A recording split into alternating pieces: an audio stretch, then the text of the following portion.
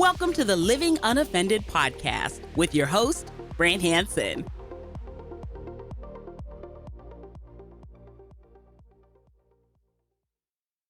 So glad you are here.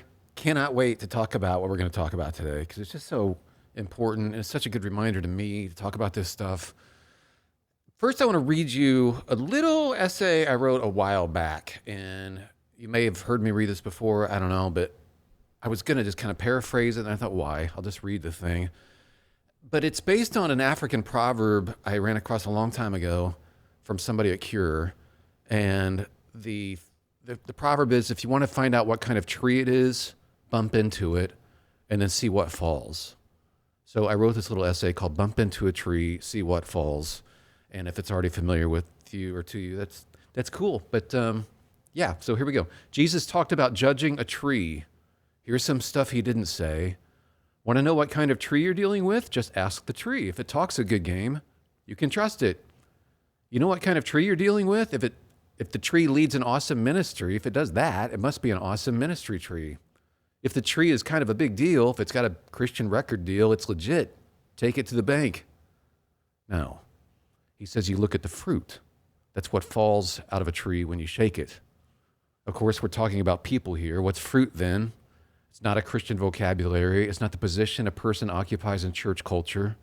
Even ministry impact is not fruit. There have been many who've reached thousands for Christ who've been found out as utter frauds. In the Old Testament, God once spoke through a jackass, and he's still doing it. Paul wrote that fruit from God is this stuff. It's love, joy, peace, forbearance, kindness, goodness, faithfulness, gentleness, and self-control. So if you happen to bump into a tree or shake it, bother it, threaten it, see what falls. Was it love, gentleness, or something else? I read about a man whose life was in jeopardy. He was a pastor imprisoned for his faith, and he had everything taken away from him. His beautiful kids, his beautiful wife, his freedom, his physical health. His response, he hugged his torturers. Bump into a tree and see what falls. Sometimes it's love and joy. And now you see what kind of tree it is. A high-profile preacher has an associate whose speaking style is popular. It's a threat to his attention and status. His reaction? He forces the associate out. Bump into a tree and see what falls. Sometimes it's jealousy, anger, and power plays. But now you see what kind of tree it is. Jesus was betrayed, abandoned, publicly humiliated, and while his life was being ripped from him, he prayed for forgiveness for the very people who were doing it. He intervened to defend them.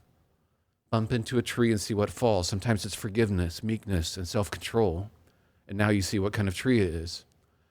I was told by a CEO of a high-profile Christian ministry that I'd slandered him on Facebook.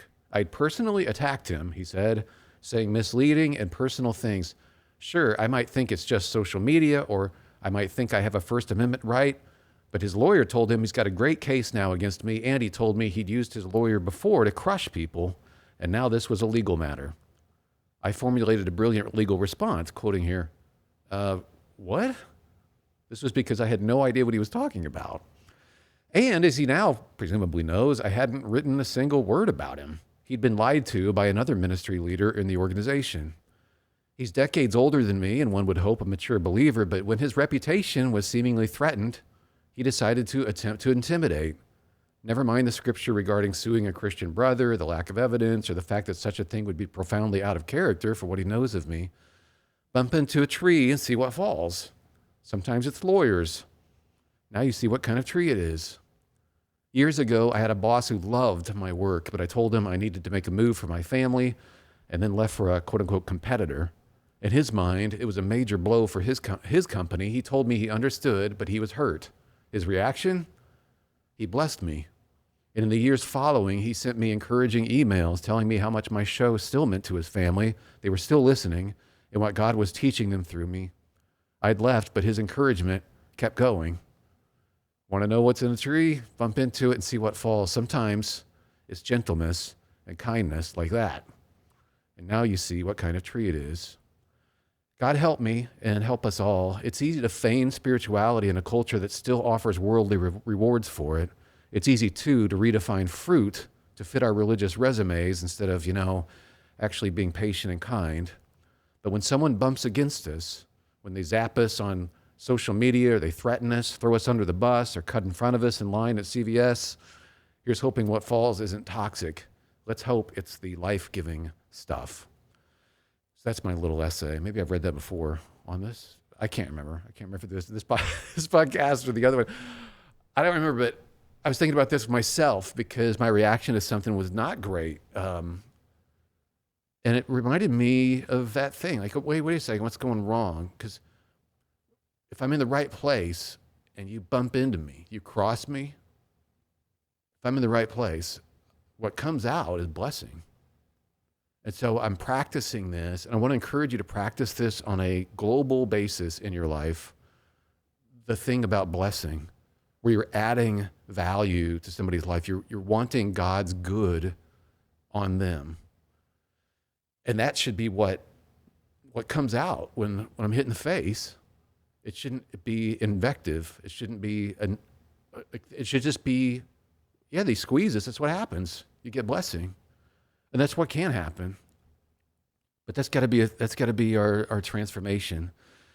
And I continue to do this, and I honestly, I am getting better. I just use an example of me not responding well, but there have been some things, like just today, I know this is such a small thing, but I'm telling you, you know how you have this inner dialogue, and sometimes it's immature and stupid? But today it wasn't. Somebody was standing in my way. I was going for my walk, someone blocking the road. So I was like, well, I'm on the sidewalk, so I'm good. But then someone was blocking with his work equipment. He was blocking the sidewalk. My first thing is, dude, get off the side. Then no, Lord, please bless this guy. Bless his work today. Bless his family. And again, I know that can seem like just like the smallest thing, but I want what comes out of me to be blessing. I want that to be my natural reaction to even the slightest inconveniences when I'm crossed, when my will is crossed. That's usually when the anger thing happens. Our will is crossed, or we feel threatened at some level, or disrespected, or inconvenienced. I don't want that to be what comes out of me. To that point, Jesus said something, I think it's really interesting the way he said it. Maybe you're familiar with this. It's in Matthew 15. Jesus called the crowd to him and said, listen and understand. And he's confronting the Pharisees too about all their rules about what they eat and stuff. What goes into someone's mouth does not defile them, but what comes out of their mouth, that is what defiles them. What comes out of their mouth defiles them. That's an interesting way to put it. Then the disciples came to him, it says, and asked, do you know the Pharisees were offended when they heard this? He replied, every plant that my heavenly Father has not planted will be pulled up by the roots.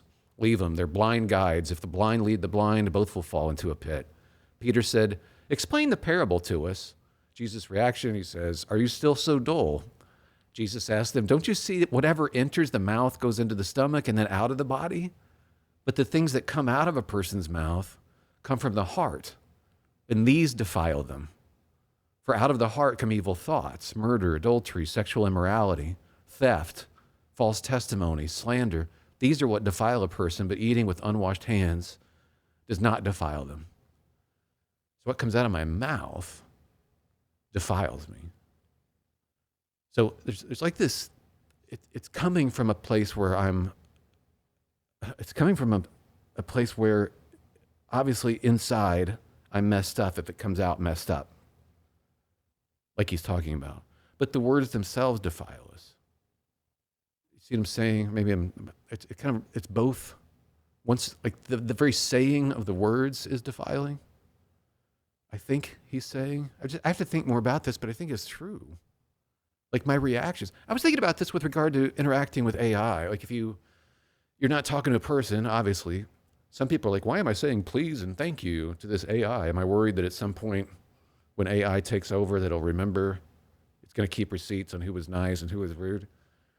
Well, on one hand, it seems silly to say please and thank you, but on the other hand, I don't want to get into a habit of my words being words of that aren't in a spirit of blessing, if that makes sense.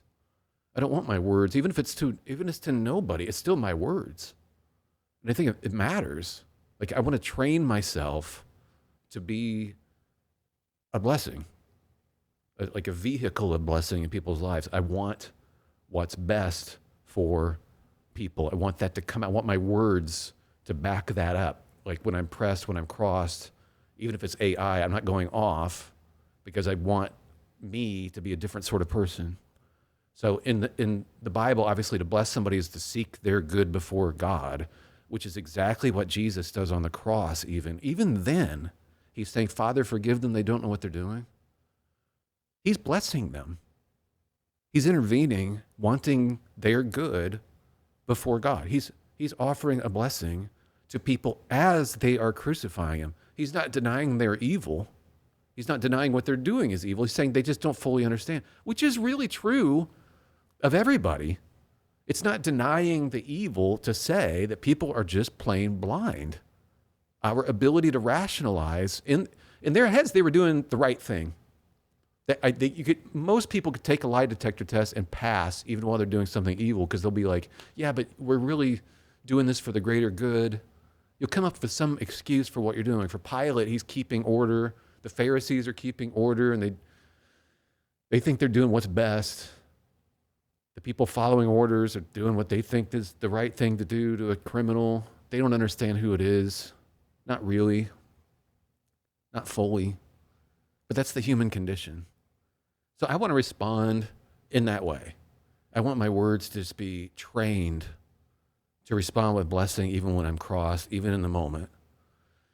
And here's the ultimate challenge I was going to bounce off you. You know the song, The Blessing? If you're a church person, you've been around, you've heard this. And it's based on the Aaronic blessing. The Lord bless you and keep you. Make his face shine upon you and be gracious to you. These are the lyrics in the blessing. And the Lord turn his face toward you and give you peace. May his favor be upon you. And how about, I know this is going to sound goofy, but you're already here, so you signed up for this. How about you think not just of your friends and family when you sing that song, but when somebody, think about who's driving you crazy right now. Maybe it is somebody in your family, but somebody you're finding it very difficult not to hate even. Maybe it's a political figure or a media person or a neighbor or somebody who's betrayed you. And I know this is hard, but imagine thinking of them and then singing that song about them. Like picturing your own family is wonderful. Like bless the people, my family and my friends. But imagine or a competitor at work, somebody who seems out to get you, somebody who's done you wrong. And forgive me for this, but I'll sing a bit of the song. But imagine that, picture that person, and then sing, the Lord bless you and keep you. Make his face shine upon you and be gracious to you. The Lord turn his face toward you and give you peace. Imagine that when you're thinking of somebody who's done something horrible to you. Maybe from your past, or maybe something you're currently going through. But that's the ultimate challenge, right? I mean, we're supposed to be Christ-like, and what Jesus was doing on the cross, I think, is no less than that. Right? Father, forgive, he's blessing them. May his peace be upon them.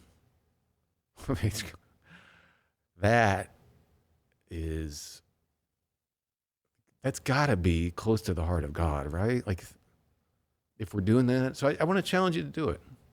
I think this is the way we grow up. Maybe in the quiet of your car or wherever you are, maybe after you shut this off, do it. Thank you for listening, by the way. And thanks to our sponsor, United Faith Mortgage. They're fantastic. You should talk to them. The rates came down just a little bit in the last month, I saw, but they can help you with that. They are direct lenders and they have extra flexibility and can do more for you than most places. So it's still a small family business, but they just have access to a lot of flexibility so they can potentially get you a better rate, which would be great. If you're thinking about getting another place, you should at least talk to them.